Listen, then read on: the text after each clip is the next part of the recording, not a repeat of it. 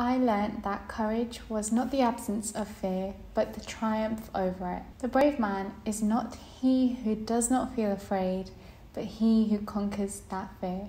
Nelson Mandela. Hello my loves, welcome back to my channel. I hope you're doing well today.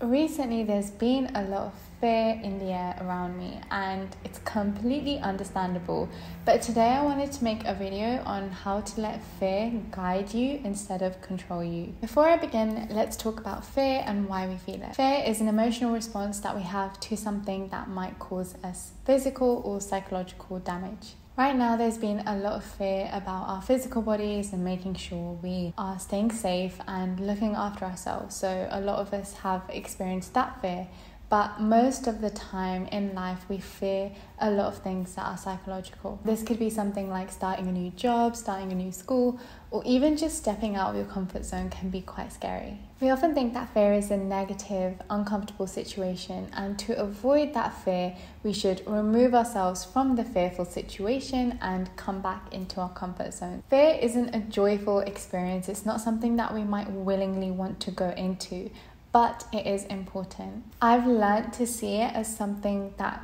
guides me through life rather than putting a stop on all of it and staying in my own little bubble and not being able to grow. So I want to talk about some reasons why I might feel fear. And for me in particular, it comes down to expectations.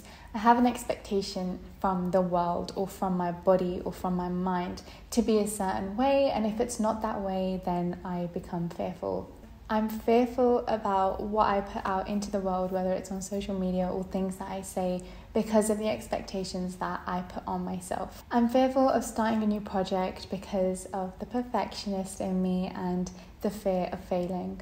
I'm fearful of speaking my mind because I think about what others think about me. This is something that I feel like I'm in a good place with what I'm learning, but that fear is still there. I'll still say things that I want to say and speak my mind. So I'm going to go back to those situations and kind of talk about how I used fear to guide myself through them. If I'm fearful of what I put out into the world because of my own expectations, I have to use that fear and turn it into love.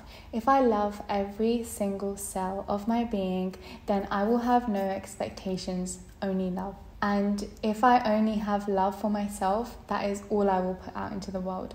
And I have to really train myself to truly believe this, because I do want to be in that state where I do hopefully just radiate love. And it's very hard to talk about it because again, this fear kind of kicks in right now, because I think about what about that time I wasn't loving to this person or I wasn't kind to this person.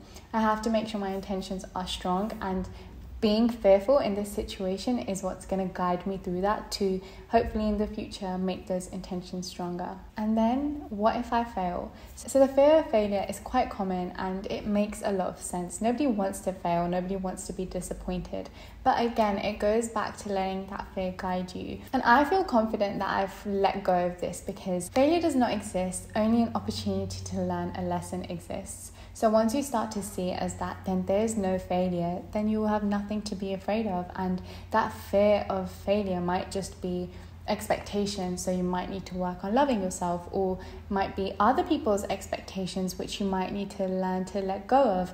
So use that fear to guide you in to reconnect with your true self and stay aligned with your true beliefs as well. Fear of what others think. I know this is a really common one, and it is something that's difficult because a lot of people seem to have a lot of thoughts on the internet these days, and sometimes they're great but sometimes they're not. And this is where I have to use fear and maybe turn it into gratitude, because I've actually experienced a lot of people who show a lot of appreciation, and even if it's one person who messages me saying they appreciate my posts, I hold on to that and I turn that fear into gratitude. When I put something out into the world, I already thank everyone who's going to support me. I thank the people who comment. I thank the people who send me love and support me on this journey as well. So turning that fear into gratitude is also another way that you can let it guide you into who you actually want to be. And like I said before, becoming more aligned with your own truth. Remember that it's so normal to feel fear on a daily basis. I definitely do, but